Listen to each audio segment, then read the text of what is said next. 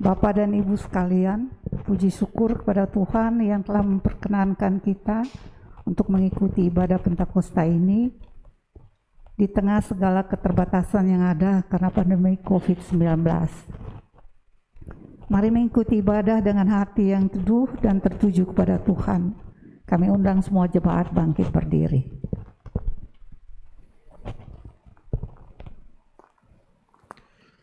Pertolongan kita dalam ibadah Pentakosta ini ialah dari Tuhan yang menjadikan langit dan bumi, yang tetap setia untuk selama-lamanya dan tidak meninggalkan perbuatan tangannya. Kasih karunia dan damai sejahtera dari Allah Bapa kita dan dari Tuhan Yesus Kristus menyertai saudara.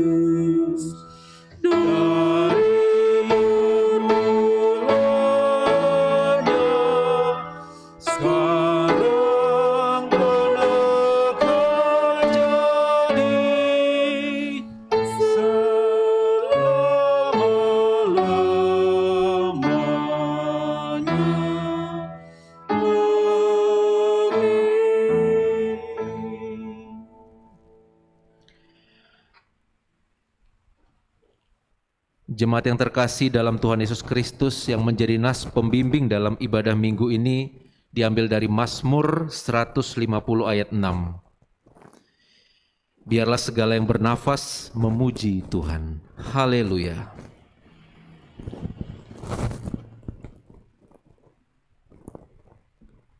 Kita sambut dengan nyanyian NR 116 ayat 1 dan 2.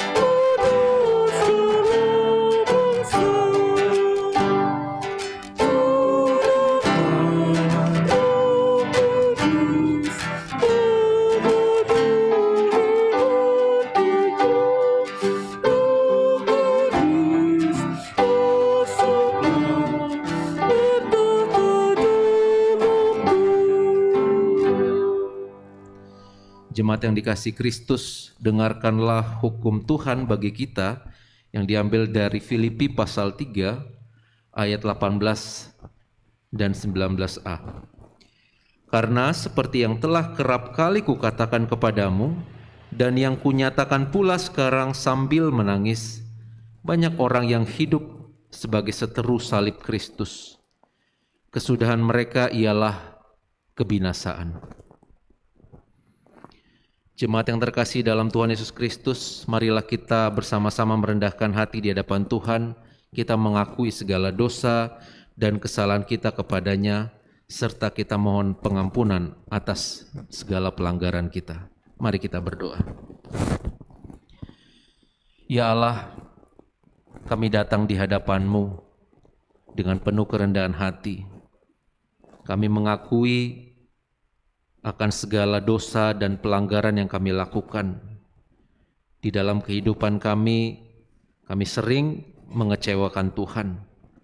Kami menjalani kehidupan ini mengandalkan kekuatan kami, pengalaman kami, jago kami, kesombongan kami.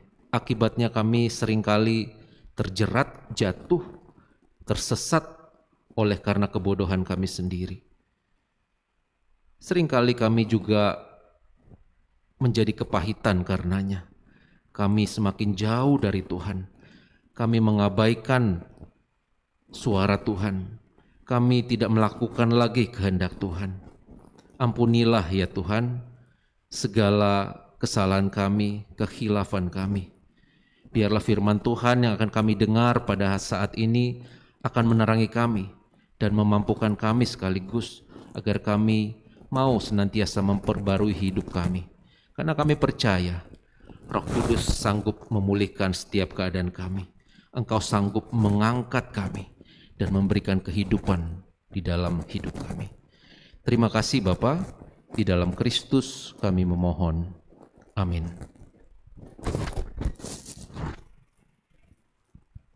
Saudara, saya undang bangkit berdiri. Bagi setiap kita yang telah mengakui segala dosa dan kejahatan kita di hadapan Allah dan sungguh-sungguh bertobat, dengarkanlah berita anugerah pengampunan dari Roma pasal 5 ayat 8 sampai 9. Akan tetapi Allah menunjukkan kasih-Nya kepada kita oleh karena Kristus telah mati untuk kita ketika kita masih berdosa. Lebih-lebih karena kita sekarang telah dibenarkan oleh darah-Nya, kita pasti akan diselamatkan dari murka Allah.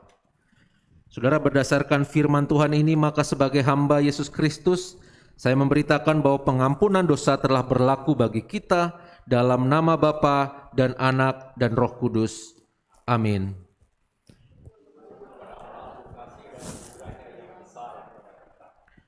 Marilah kita saling memberikan salam damai karena Tuhan telah mendamaikan kita semua.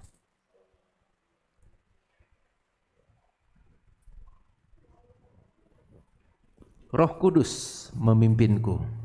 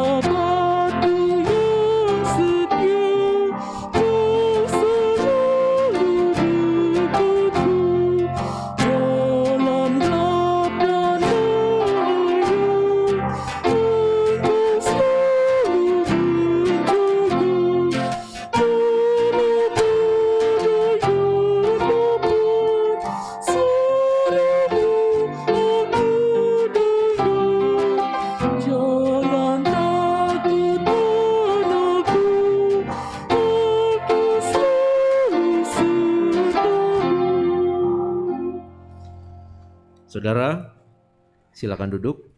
Kita akan mendengarkan firman Tuhan, tapi sebelumnya mari kita berdoa. Ya Allah, kami sungguh bersyukur karena Roh Kudus senantiasa hadir dalam kehidupan kami, menuntun, menghibur, menyertai langkah-langkah kami. Terima kasih Bapa untuk penyertaan-Mu yang sempurna. Terlebih ketika kami saat ini diberikan kesempatan untuk mendengarkan firman-Mu. Engkau melawat kami melalui firman-Mu. Terima kasih untuk kesempatan luar biasa ini. Ini adalah cara Tuhan untuk menyertai kami, memelihara kehidupan kami. Hadirlah bersama kami ya Roh Kudus di dalam pembacaan dan perenungan firman Tuhan. Kami siap mendengarkan. Pakai hamba-Mu yang tidak ada apa-apanya ini. Biarlah segala sesuatu yang keluar dari mulut bibir hamba, ini semua berasal dari Engkau saja. Di dalam Kristus kami berdoa. Amin. Umat yang terkasih, pembacaan Alkitab diambil dari kitab Yehezkiel pasal 37 ayat 1 sampai 14.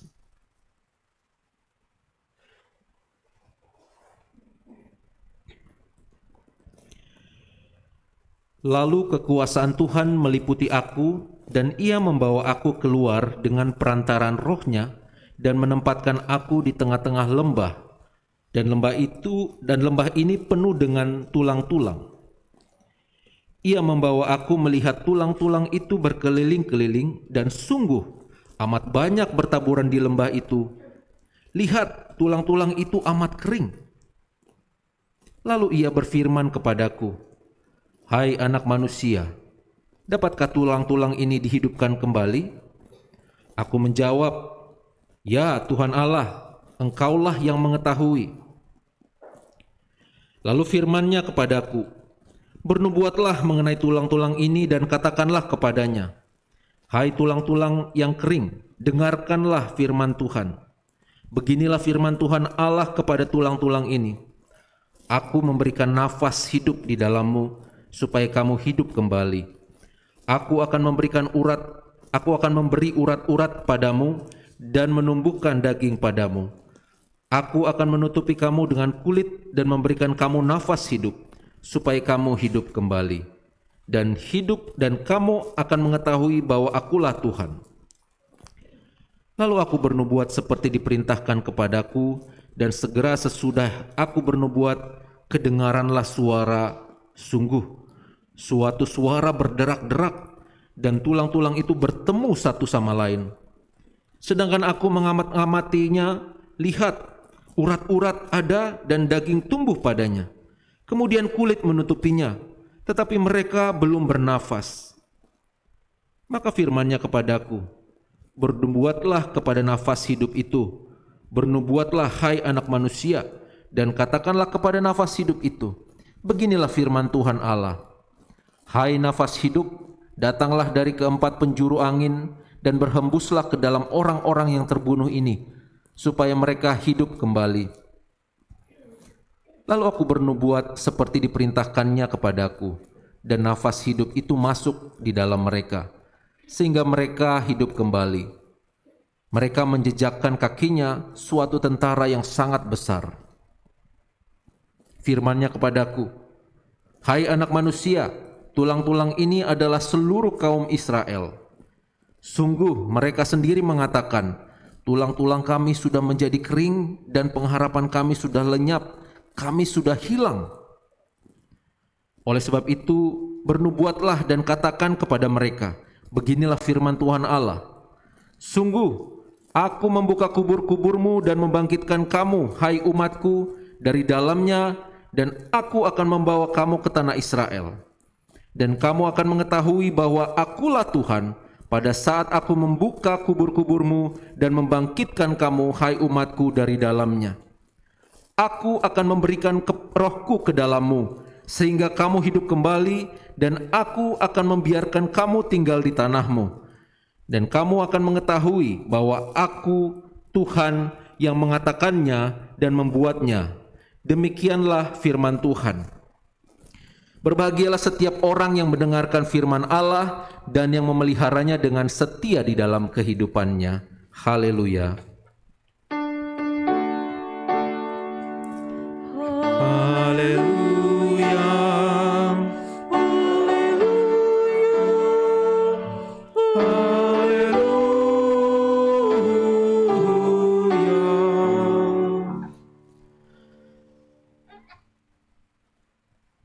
Saudara yang dikasihi Tuhan Yesus Kristus yang ada di dalam gedung gereja ini, dan juga saudara yang menyaksikan melalui siaran live streaming, Shalom. Semoga keadaan kita di tengah pandemi yang masih terus berjalan ini dalam keadaan sehat, dan yang penting semangat. Saudara, mungkin kita sudah sering mendengar ungkapan atau pernyataan yang mengatakan bahwa peraturan dibuat untuk dilanggar. Pernyataan ini sering digunakan untuk menyindir pihak-pihak atau orang-orang tertentu yang dianggap telah melanggar kesepakatan serta merugikan kepentingan banyak orang. Kita bisa menyaksikan hal ini di berbagai tempat, saudara.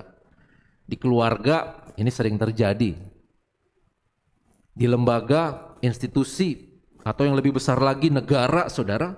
Meskipun di dalamnya terdapat perangkat-perangkat hukum, sistem tertentu atau regulasi, perundang-undangan, peraturan dan sebagainya, namun ada saja pihak-pihak tertentu yang melanggar peraturan, yang melakukan hal-hal yang bertentangan, serta tidak melakukan apa yang harusnya dilakukan, saudara.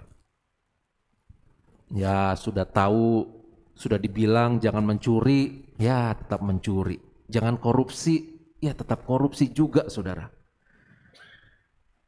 Sudah diajarin jangan berbohong, berbohong juga. Dari dulu diingatkan supaya rajin belajar, malah sebaliknya, saudara. Sudah dibilang jangan selingkuh, selingkuh juga, main api juga, saudara. Sudah tahu harus mengatur pola makan dan gaya hidup, malah sebaliknya.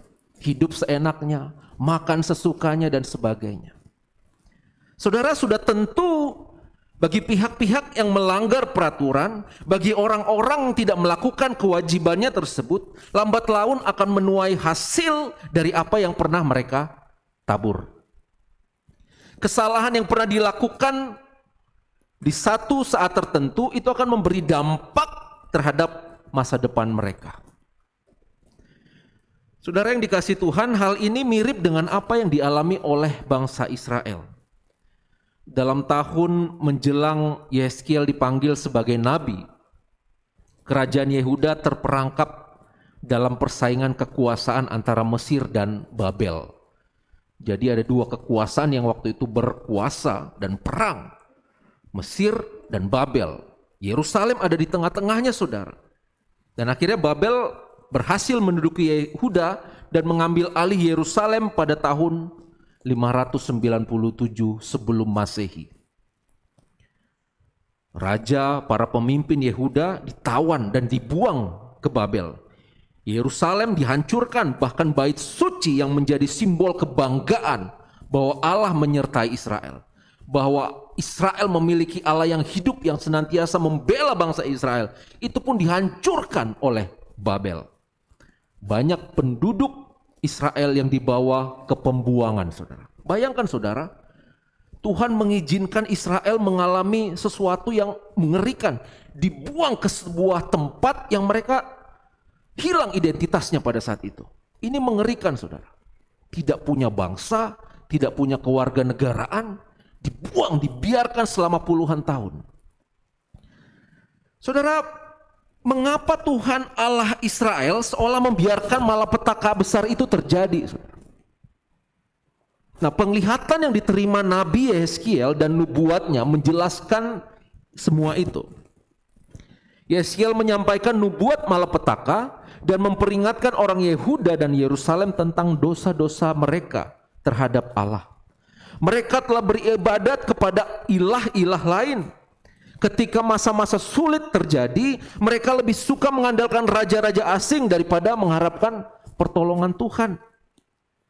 Hidup mereka sudah tidak sesuai lagi dengan hukum Taurat, lari daripada kewajiban, di luar kesepakatan bahwa Tuhan punya perjanjian dengan Israel. Asal kau mengikuti jalanku, asal kau tidak melenceng ke kiri dan ke kanan, kan begitu kata Tuhan. Tetapi justru yang terjadi sebaliknya, Israel melenceng ke kiri ke kanan. Mereka menduakan Tuhan. Dosa dan kebebalan hati Israel telah menajiskan seluruh negeri dan bait suci waktu itu. Itulah yang kemudian menyebabkan kemuliaan Tuhan meninggalkan bait suci di Yerusalem. Bait suci menjadi sebuah tempat yang tidak punya wibawa lagi, saudara. Tuhan tidak hadir lagi di tengah-tengah Israel. Bangsa milik Tuhan ini akhirnya ditaklukkan oleh Babel dan hidup sebagai tawanan di negeri yang lain. Saudara, apa yang dilihat oleh Yehezkiel dalam penglihatannya memang mengerikan kalau kita baca tadi ya. Mengerikan sekali. Yehezkiel melihat sebuah lembah yang penuh dengan tulang belulang, berserakan, kering, terlepas satu sama lain, dan mati. Tuhan menunjukkan kepada Yehezkiel bahwa seperti itulah kondisi awal Israel ketika mereka berada dalam pembuangan. Mereka seperti kumpulan tulang-tulang yang mati. Ayat 11 dikatakan tulang-tulang ini adalah seluruh kaum Israel. Mereka sendiri yang mengatakan bahwa tulang-tulang kami sudah menjadi kering. Pengharapan kami sudah lenyap. Kami sudah hilang. Saudara, walaupun masih hidup, tetapi orang Israel merasa bahwa mereka sudah mati. Tidak ada lagi harapan. Tidak ada lagi masa depan. Tidak ada lagi sesuatu yang bisa dipegang. Tidak ada yang bisa diandalkan. Semuanya habis. Nggak ada yang bisa dibanggakan lagi, saudara. Saudara yang terkasih dalam Tuhan Yesus Kristus, ternyata kita tidak perlu kehilangan nafas dulu untuk bisa merasakan kematian. Ada banyak orang di luar sana yang mati selagi dia masih hidup. Bangsa Israel pun mungkin mengalami itu.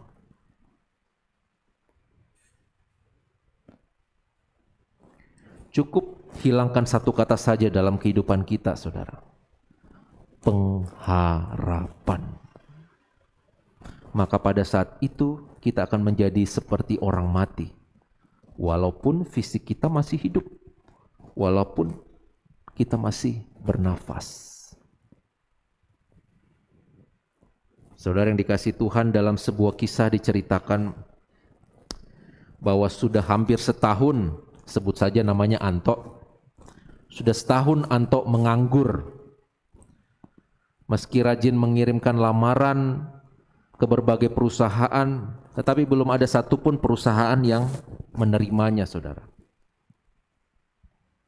Anto lemah dan kehilangan harapan.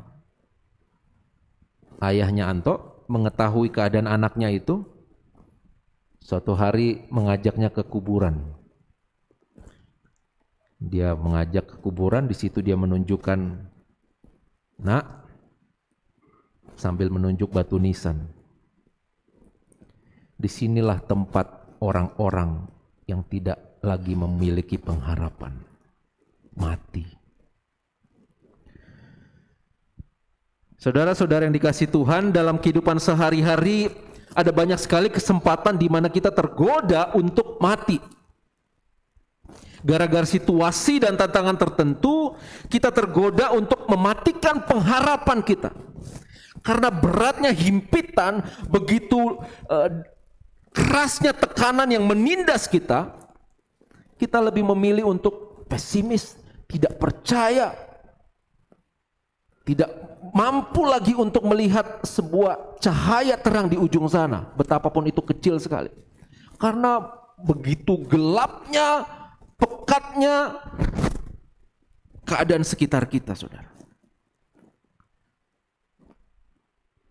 Saat kehidupan berjalan tidak seperti yang kita bayangkan, melamar kerja tapi belum ada jawaban, penghasilan tidak mencukupi, terpuruk, di PHK, putus hubungan dengan pacar misalnya.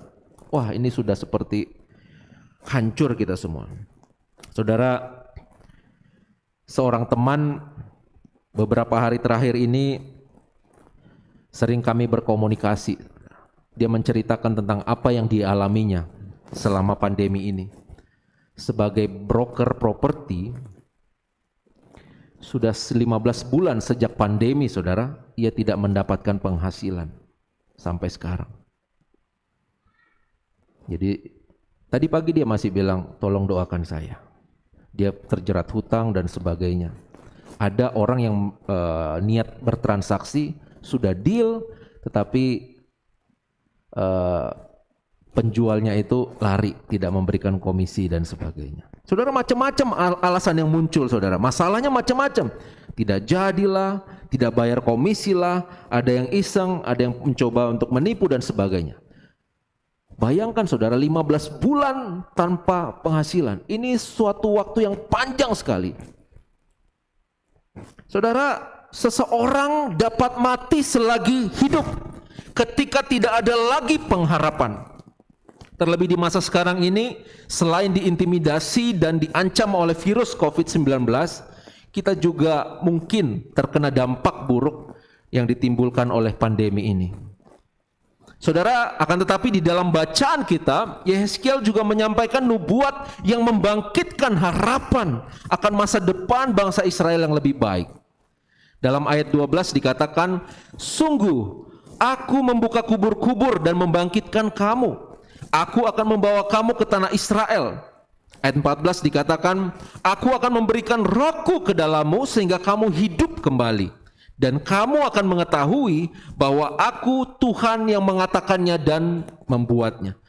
Saudara-saudara, di tengah lembah penuh tulang belulang manusia, Allah bertanya, dapatkah tulang-tulang ini dihidupkan kembali? Sepertinya mustahil, saudara. Bagaimana mungkin tulang-tulangnya sudah berserakan, terpisah dari tubuhnya, sudah kering, sudah mati, tidak punya harapan. Akan tapi Yehezkiel mungkin tahu ya, bahwa di tangan Allah tidak ada yang mustahil. Karenanya ia menjawab, "Ya Tuhan Allah, Engkaulah yang mengetahui." Dan melalui nubuatan Yehezkiel di ayat 10 disimpulkan bahwa tulang-tulang itu kemudian dibangkitkan, dihidupkan, dan kemudian diubahkan menjadi suatu tentara yang sangat besar, saudara. Tuhan berjanji akan membebaskan mereka dari pembuangan dan menuntun Israel kembali ke Yerusalem. Saudara-saudara yang dikasihi Tuhan Yesus Kristus, tulang kering menggambarkan kematian yang dikisahkan dalam nubuatan Yehezkiel ini mungkin saja terjadi dalam kehidupan kita. Kita tidak bergairah dalam menjalani kehidupan. Kita tidak semangat, tidak antusias dalam menggarap kehidupan dan kesempatan yang Tuhan percayakan. Bahwa sebenarnya di sana sini, di mana-mana, di segala tempat, di setiap orang yang kita jumpai, Tuhan dapat menyatakan kasih karunia-Nya. Namun kita tidak mampu melihat itu. Kita tidak bisa mengecap itu.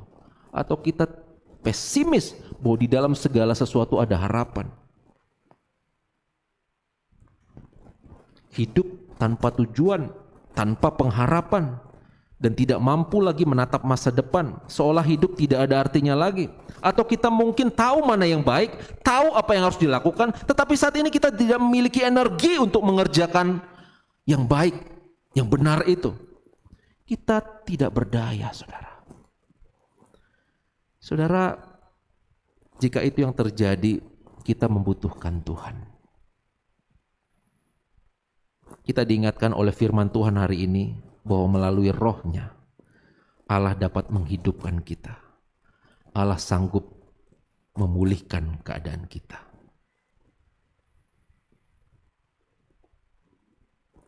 Saudara, di hari Pentakosta ini saya mengajak kita semua untuk merenungkan peran Roh Kudus yang luar biasa dalam kehidupan kita. Roh Kudus menuntun kita orang percaya kepada sumber hidup.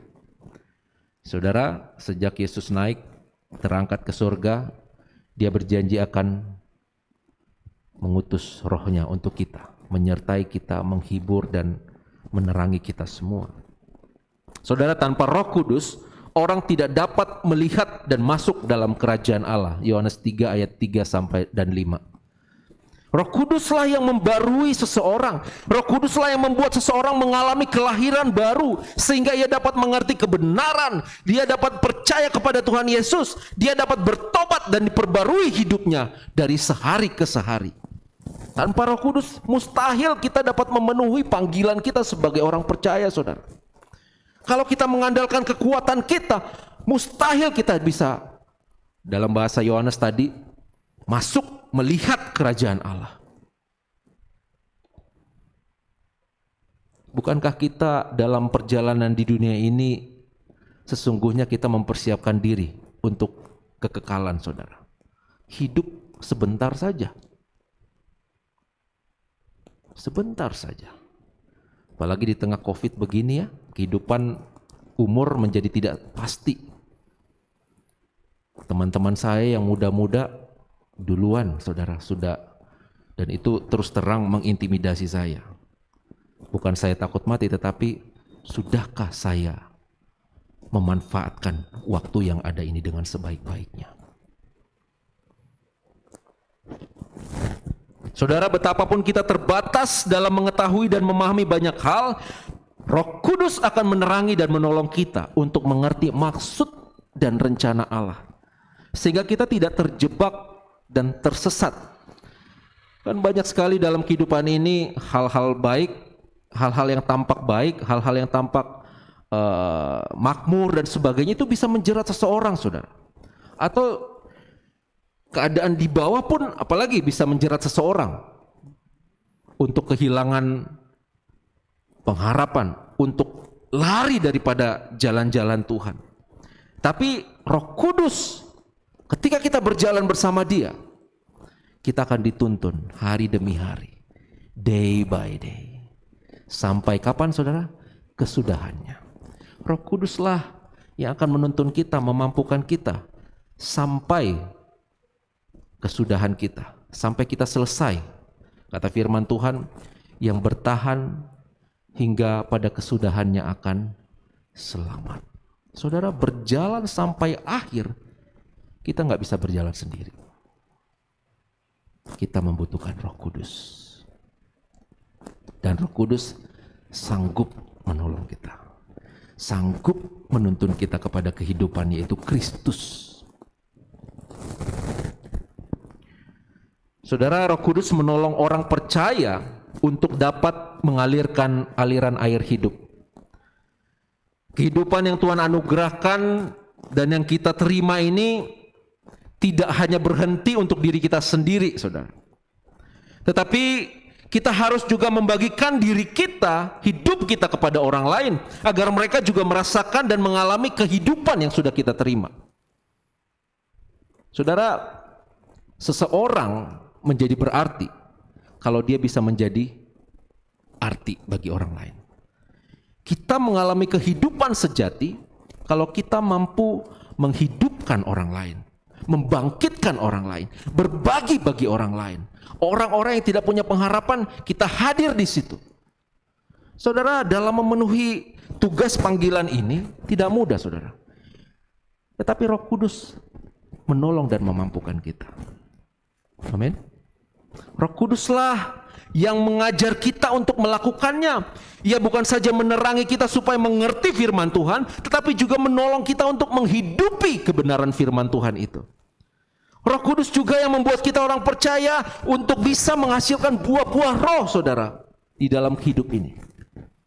Karena hidup ini sesungguhnya bukan untuk diri kita sendiri, tetapi juga bagaimana itu bisa mewartakan kasih dan kebenaran Tuhan melalui buah-buah kasih, sukacita, damai sejahtera, kesabaran, kemurahan, kebaikan, kesetiaan, kelemah lembutan, penguasaan diri. Roh Kudus juga yang memperlengkapi kita dengan rupa-rupa karunia, sehingga orang-orang percaya dapat melayani menurut karunia yang diberikan kepada masing-masing. Saudara, mari buka hati pikiran kita. Biarkan Roh Kudus masuk, membarui dan memimpin kehidupan kita. Roh Kudus senantiasa akan menuntun kita kepada kehidupan, pengharapan, dan pemulihan sejati. Betapapun sulitnya kondisi kita saat ini, betapapun menderitanya kita saat ini, betapapun kita telah mengalami kegagalan berkali-kali, jatuh berkali-kali, ketika kita mencoba untuk bangkit, pada saat yang sama kita juga jatuh, saudara. Atau mungkin saat ini kita mengalami kejenuhan yang luar biasa. Orang-orang di sekitar kita mungkin menjegal, meremehkan, bahkan menjengkal kita, saudara. Kita mengalami perlakuan tidak adil, saudara. Apapun kondisi yang kita alami saat ini, kita dipanggil untuk mendekat dan membuka hati kita. Biarkan Allah melalui rohnya membangkitkan, menghidupkan, dan memulihkan kita. Dia senantiasa rindu memelihara kehidupan kita. Saudara, sebagai penutup, saya ingin mengajak kita untuk menyaksikan sebuah tayangan video. Saya ambil video ini dari internet. Mari kita saksikan video ini.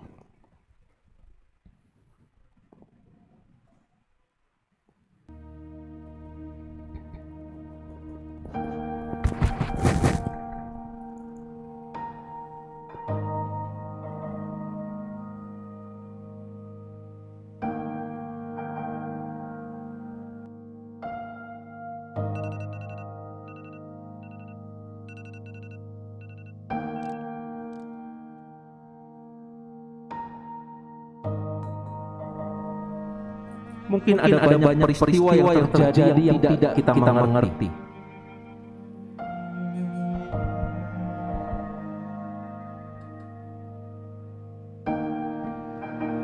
Mungkin ada kalanya kita merasa bahwa hidup ini seolah tidak bersahabat. Kita mengalami penolakan.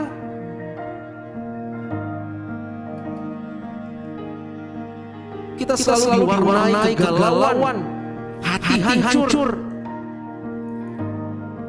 Kalau kita melihat keadaan hancur kita. Kita begitu takut dan khawatir tentang masa depan. Kita merasa tidak mengerti. Dan tidak ada yang dapat mengerti apa yang kita rasakan. Tidak ada yang mampu menyelami apa yang kita alami. Kita merasa sendiri.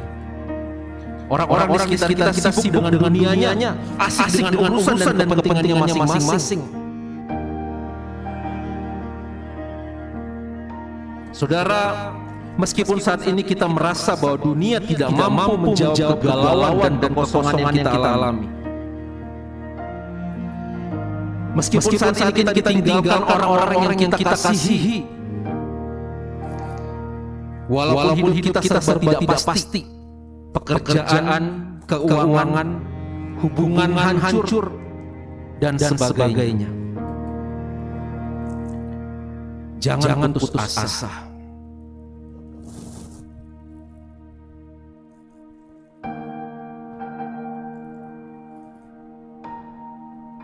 Milikilah pengharapan.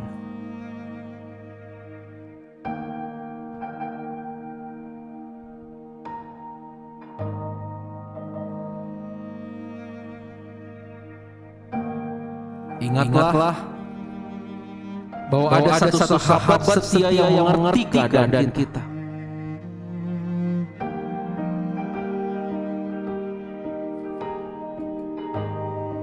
Dialah Roh Kudus.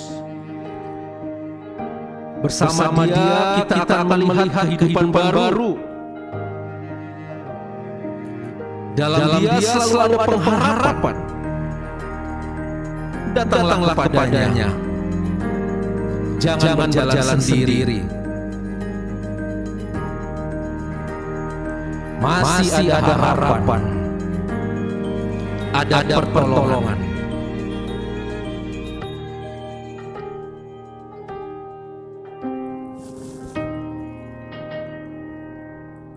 Saudara, carilah Tuhan. Maka kita akan menemukan kehidupan yang baru. Ada pengharapan, ada pemulihan yang selalu tersedia bagi siapa saja yang percaya kepadanya. Ingat dan percayalah, berjalanlah senantiasa bersama dengan Roh Kudus. Dia sanggup memulihkan kita. Amin.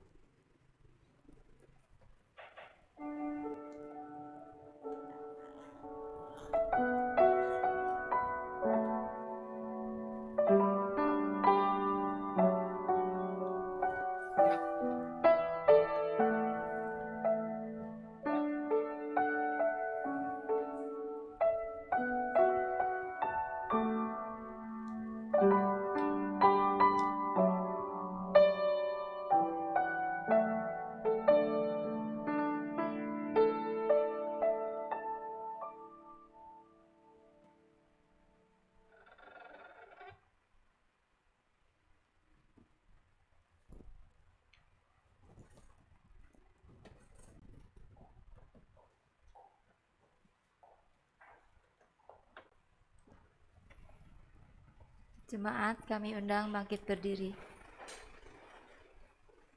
Sebagai gereja di segala abad dan tempat, mari mengakui iman percaya kita sesuai pengakuan iman rasuli. Karena itu hendaklah masing-masing berkata, Aku percaya kepada Allah, Bapa yang Maha Kuasa, langit dan bumi, dan kepada Yesus Kristus, anaknya yang tunggal Tuhan kita, yang dikandung dari Roh Kudus, lahir dari anak darah Maria, yang menderita di bawah pemerintahan Pontius Pilatus, disalibkan, mati dan dikuburkan, turun ke dalam kerajaan maut. Pada hari yang ketiga, bangkit pula dari antara orang mati, naik ke surga, duduk di sebelah kanan Allah, Bapa yang Maha Kuasa, dan akan datang dari sana untuk menghakimi orang yang hidup dan yang mati. Aku percaya kepada Roh Kudus, gereja yang kudus dan am, persekutuan orang kudus, pengampunan dosa, kebangkitan orang mati, dan hidup yang kekal. Amin. Jemaat, silakan duduk kembali. Bapak Ibu sekalian, demi menunjang pelayanan kita, ada beberapa penegasan warta yang perlu disampaikan dan dapat disimak melalui tayangan layar berikut ini. Yang pertama, segenap jemaat, para penatua dan rohaniwan mengucapkan terima kasih kepada Pendeta Fernando Simanjuntak dari STT Jakarta dan kepada seluruh penata layan yang bertugas pada hari ini. Semoga pelayanan ini menjadi berkat untuk kita semua. Tuhan Yesus memberkati. Yang kedua, jadwal ibadah kategorial dilakukan melalui aplikasi Zoom. Untuk remaja diadakan Minggu pukul 4 sore dipimpin oleh Bapak Ayub Priyatna. Untuk sekolah minggu diadakan Minggu hari ini pukul 10.50 dipimpin oleh Ibu Lani dengan topik Pantekosta diambil dari Kisah Para Rasul 2 ayat 1 hingga 13. Persekutuan wanita diadakan hari Sabtu pertama setiap bulannya. Untuk katekisasi diadakan setiap hari Sabtu pukul 10. Yang ketiga, cuti rohaniwan. Rohaniwan Gereja Kristus Kartini Ibu Sediati GA mengambil cuti dari tanggal 18 hingga 25 Mei 2021. Yang keempat, ibadah onsite telah dibuka terbatas sesuai prokes yang berlaku. Bagi jemaat yang rindu beribadah di gereja diundang untuk hadir. Terima kasih untuk perhatiannya. Salam sejahtera selalu dalam Kristus. Yang kelima, Persekutuan Alkitab hari Kamis 27 Mei 2021 dengan tema Hukum ke-10 dilayani oleh Penatua Khusus di Hati GEA. Bersama ini kami informasikan juga bahwa Persekutuan Alkitab hari Kamis 20 Mei dihadiri oleh 14 orang. Yang keenam, laporan persembahan. Kamis 13 Mei 2021, total persembahan syukur sebesar 865.000 dan persembahan persepuluhan sebesar 1 juta. Total keseluruhan penerimaan persembahan menjadi 1.865.000. Berikutnya persembahan Minggu 16 Mei 2021. Total persembahan syukur sebesar 845.000 dan persembahan persepuluhan sebesar 5 juta. Total keseluruhan penerimaan persembahan 16 Mei 2021 menjadi 5.845.000. Berikutnya dapat disimak juga laporan pendapatan dan pengeluaran selama bulan Februari dan Maret 2021. Di bulan Februari, total penerimaan persembahan adalah sebesar 25.475.815 rupiah dan total pengeluaran adalah sebesar 30.463.868 rupiah. Terdapat defisit sebanyak 4.988.53 rupiah. Untuk di bulan Maret, total penerimaan persembahan adalah sebesar Rp21.030.019 dan total pengeluaran adalah sebesar Rp37.167.444. Terdapat defisit sebanyak Rp16.137.425. Yang ketujuh, ruang tolong menolong. Jemaat yang membutuhkan dukungan doa atau pergumulan lainnya dapat menghubungi Ibu Gea melalui telepon atau WhatsApp. Yang kedelapan, komunitas Skill COVID bekerjasama dengan Gereja Kristus Kartini akan melaksanakan vaksinasi untuk lansia pada tanggal 7 hingga 9 Juni 2021. Jemaat yang membutuhkan info lebih lanjut dapat menghubungi Bapak Ayu Priyatna di nomor yang tertera di layar. Yang terakhir, ibadah Minggu 30 Mei 2021 dengan tema Hidup sebagai Anak-anak Allah dilayani oleh Ibu Sandra Louis dari Bogor. Demikian telah disampaikan penegasan warta minggu ini. Terima kasih.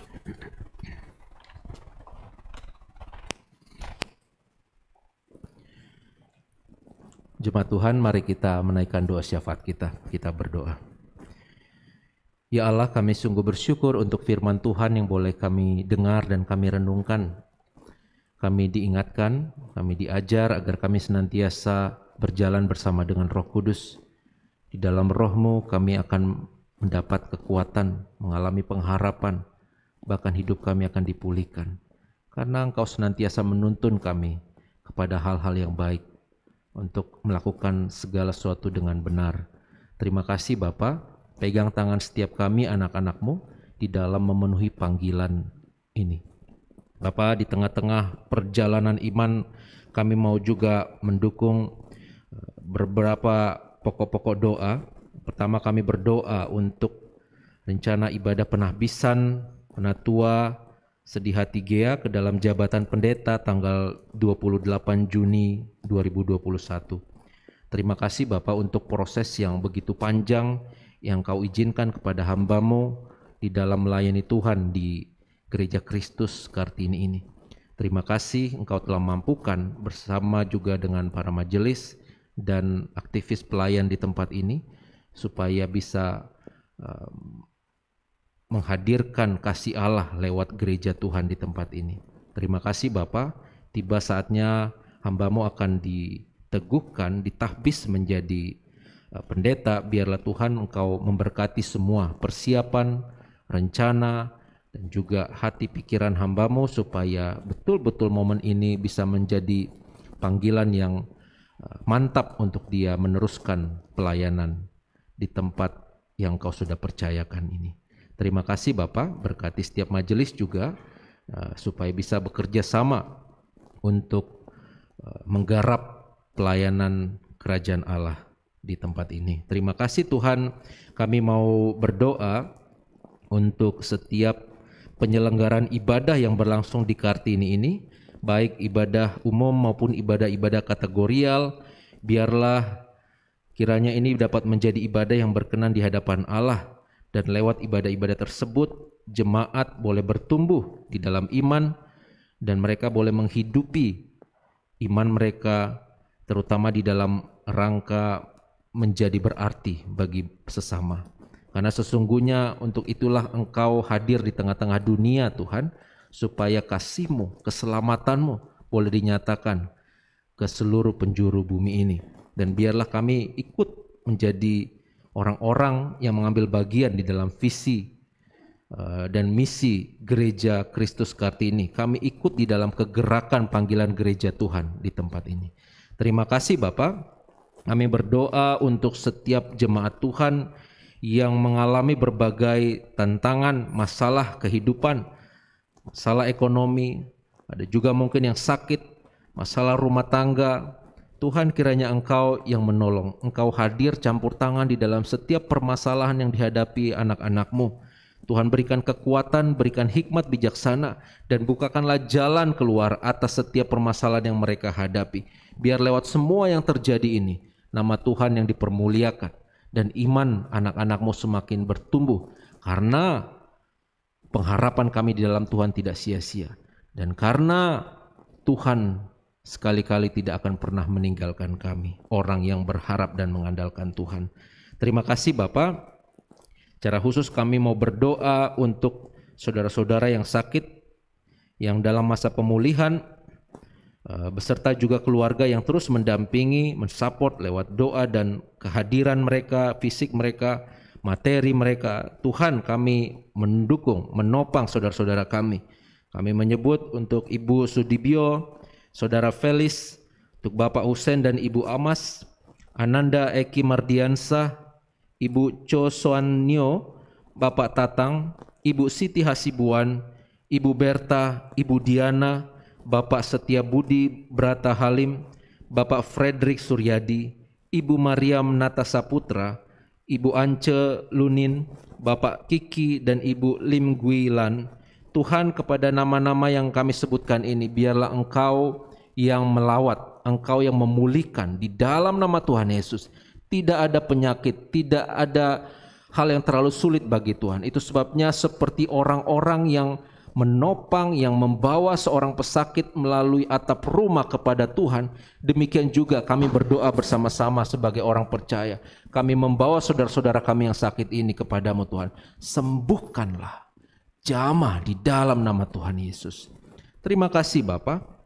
Kami mau berdoa untuk bangsa dan negara kami, untuk berbagai masalah yang sedang dihadapi, masalah pandemi COVID, radikalisme.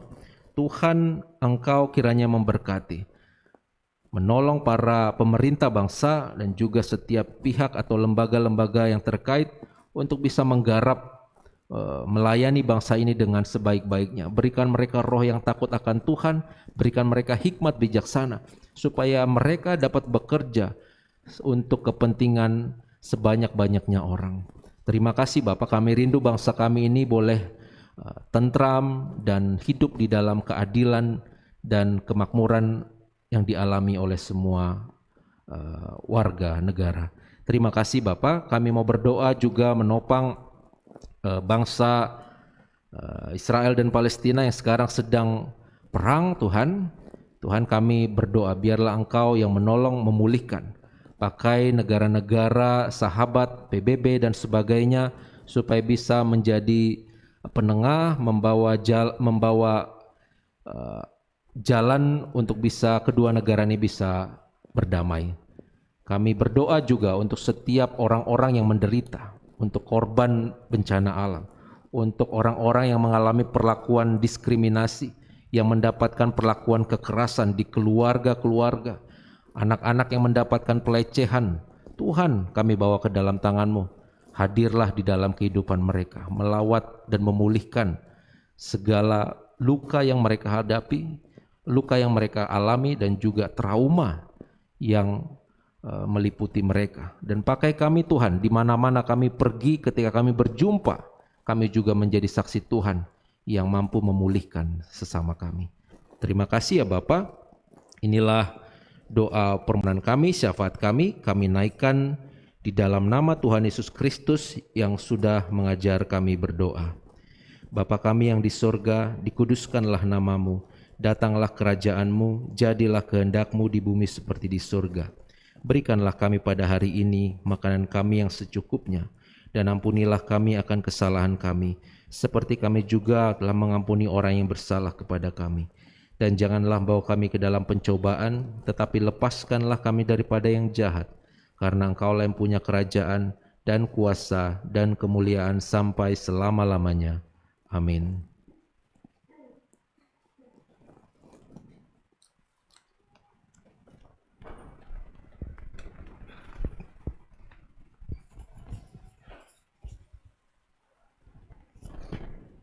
Jemaat yang terkasih, dengan penuh sukacita dan kerelaan, marilah kita memberikan persembahan syukur kepada Tuhan sebagai ungkapan rasa syukur kita atas segala berkat yang telah Tuhan nyatakan dalam kehidupan kita, walau di tengah situasi yang sulit saat ini.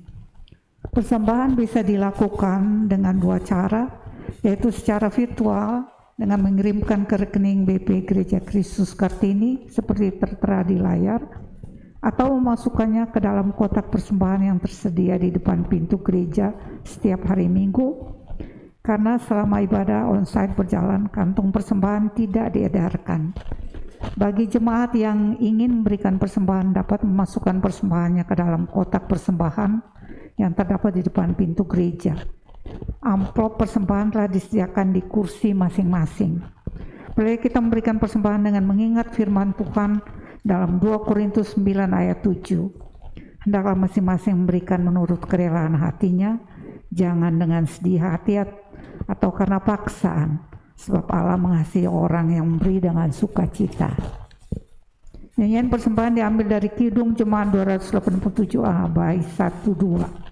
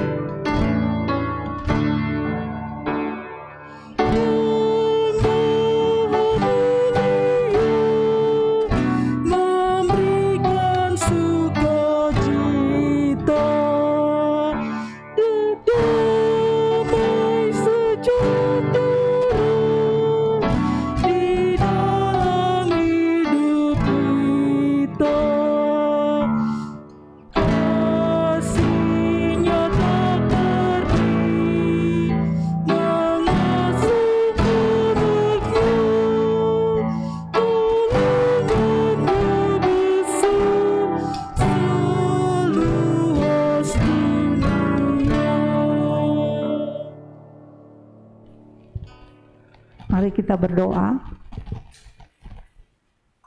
Bapa di surga, kami berterima kasih untuk kesempatan yang Kau berikan pada kami, untuk kami dapat memberi persembahan kepadamu ya Tuhan. Semua yang kami berikan adalah berasal dari Engkau Tuhan. Oleh sebab itu, Engkau mau berkati dan Engkau mau terima persembahan kami yang kecil ini, yang dapat kami gunakan untuk membantu sesama kami dan juga untuk pelayanan di gereja kami ini. Terima kasih Tuhan, hanya dengan beralaskan nama-Mu saja, Kristus Yesus, kami serahkan doa kami ini. Amin.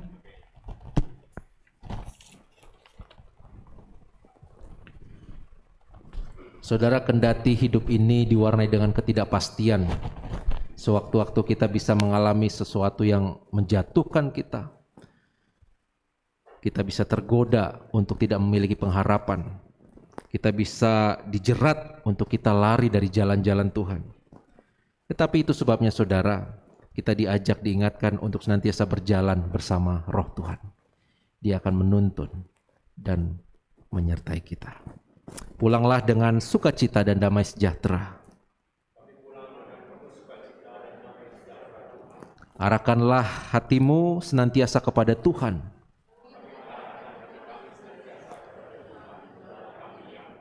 Dan jadilah saksi Tuhan yang setia. Menghibur telah datang.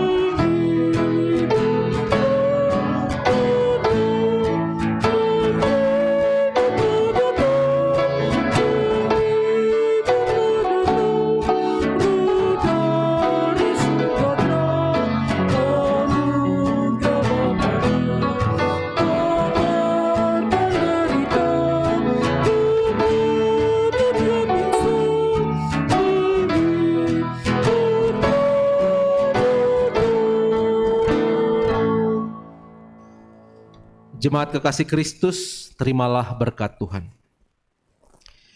Kasih karunia Tuhan Yesus Kristus dan kasih dari Allah Bapa serta persekutuan Roh Kudus kiranya menyertai saudara sekalian dari sekarang sampai selama-lamanya.